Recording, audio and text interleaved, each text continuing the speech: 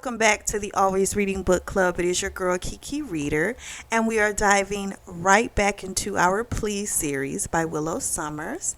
If you haven't already listened to the book reviews for Yes Please and Now Please, I'm going to have those listed in the description below so you can go ahead and get caught up. And then once you're finished there, you can join us as we jump into more Please. Hunter brings Olivia breakfast in bed, and then he disappears. So finally she finishes eating. She goes downstairs, and she sees Miss Foster. She thanks her for the breakfast, and she's like, "Where's Hunter?" And she tells him, well, he's in the library. So she finds the library, and she hears this, like, shrieking female voice. So Hunter and Blair are arguing. Hunter was telling Blair, like, you need to be more discreet about your affairs. And she's pissed because she's taking it as, oh, you don't want me to screw anyone else, but yet you don't want to screw me. And so he's like, I don't care about what you do and who you do it with. I don't care about that.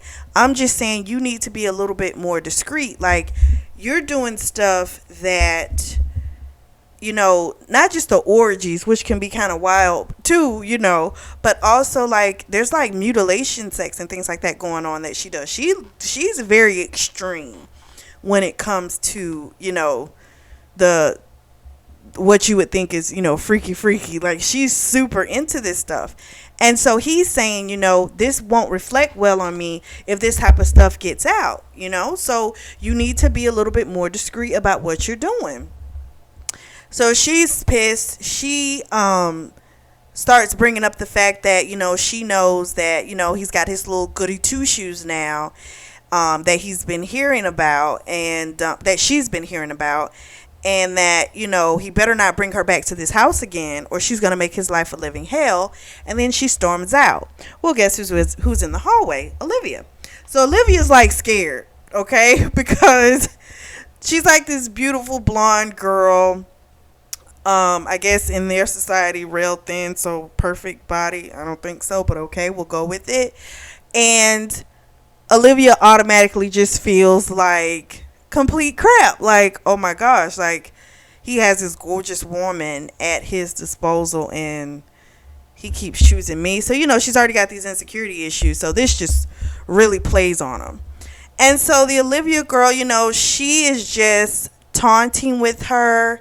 She has her robe open. She's naked. She's just all out there, okay? And Blair tells her, you know, you need to watch your back because once Hunter's done playing with you, he's going to discard you. Then she like sniffs some, we'll just say white substance, white girl. She sniffs some of that and she walks off. So clearly she's a partier. She's a wild one.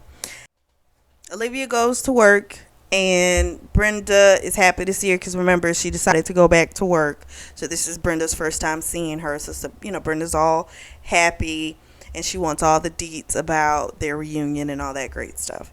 So then Hunter wants her to come to his place after work.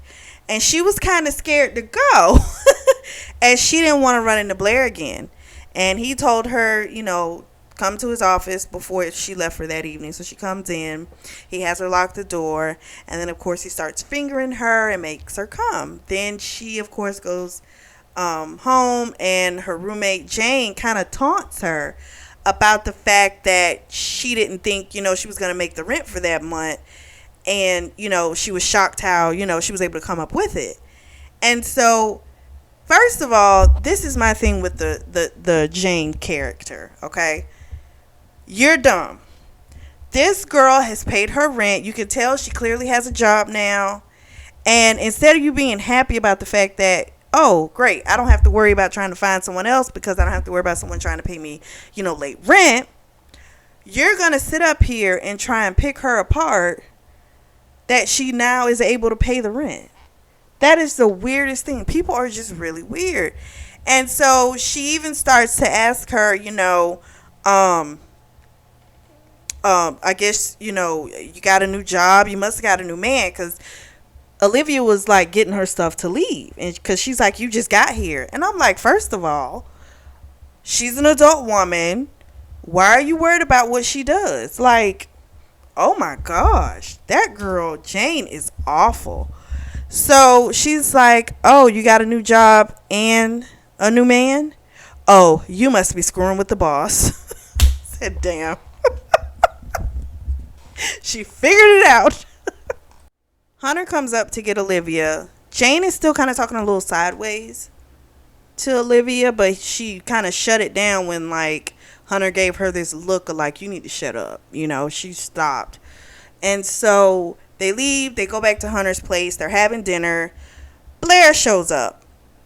She didn't bring anyone home because she thought that her and Hunter would spend some time together.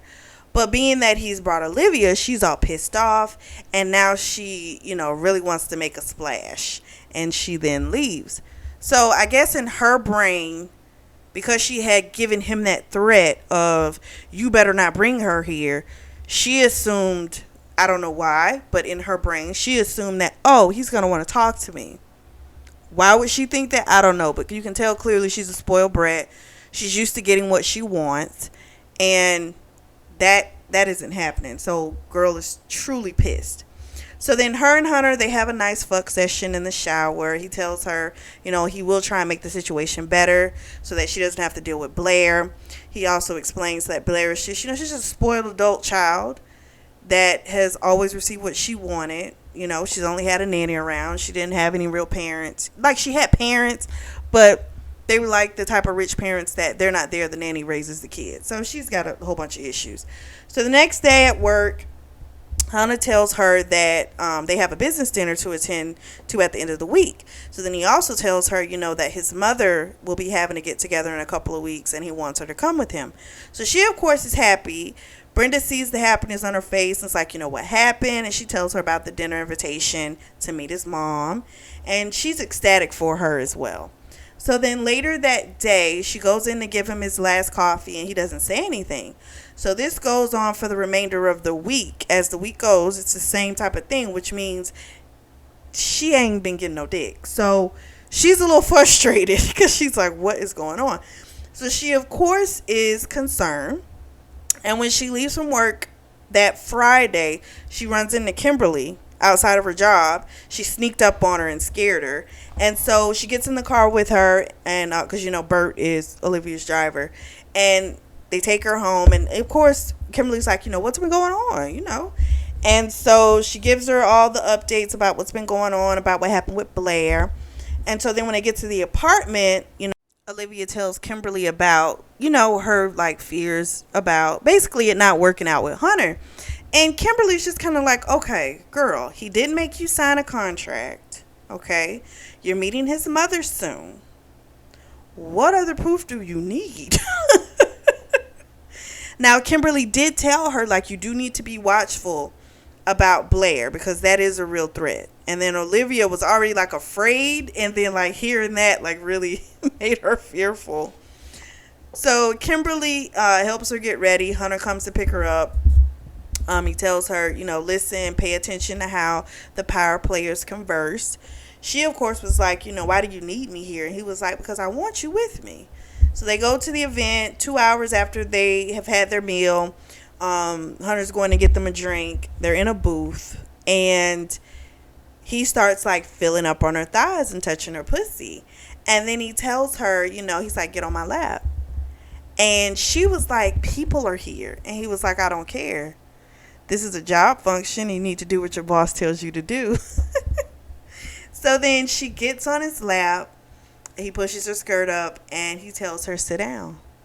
And she sits right on his dick. And he then told her, move back and forth. And between the feel of his dick, the excitement of getting caught, they both had like this great explosive orgasm, but they couldn't scream out. So they had to like contain it. So that was hilarious to me. The next day he takes her to a luxury loft. And she thinks he just kind of wants her input on like an investment. But then she was like, well, why would you want my opinion? Like, because he's a great businessman. So, like, why do you want my opinion? And then he keeps showing her around the place. And, he's, it has different bedrooms, nice furnishings. And then it finally clicks in her brain. Hunter has already bought this place. And he got it for her. And he told her, You can't go to the house right now with Blair running amok. Your place is too small and your roommate is horrible. This solves everything. So of course she had the thought, this is too much. It's, giving you too much power over me. And, what if we end? And he was like, you can continue to stay here until you no longer want to. He's like, you can spend as much of, my money to change it to however you would like it. Make this your home. So, of course, the old girl caves and she says, okay. So, of course, they got to christen the place. So they go to one of the bedrooms and she starts sucking his dick. And then he tells her he wants to come inside her pussy. So then he pulls her up, starts eating her pussy. And then he fucks her hard. And she, of course, has the thought that she has probably already fallen for someone who has told her that they can't love. And it isn't the smartest thing, but she's like, you know what? We're just going to ride it out until we get bucked off. She gets to work late because she's like, 7 miles outside of the city, but traffic is hella docious there. And I know I've been there. So it's a little rough. So it took her a lot longer to get in. Brenda's like, you're late, because she's normally not late. So she's like, it took so long to get in, the place is outside of the city. Well, we come to find out Brenda actually scouted that place out for her. So she knew she was going to get this loft.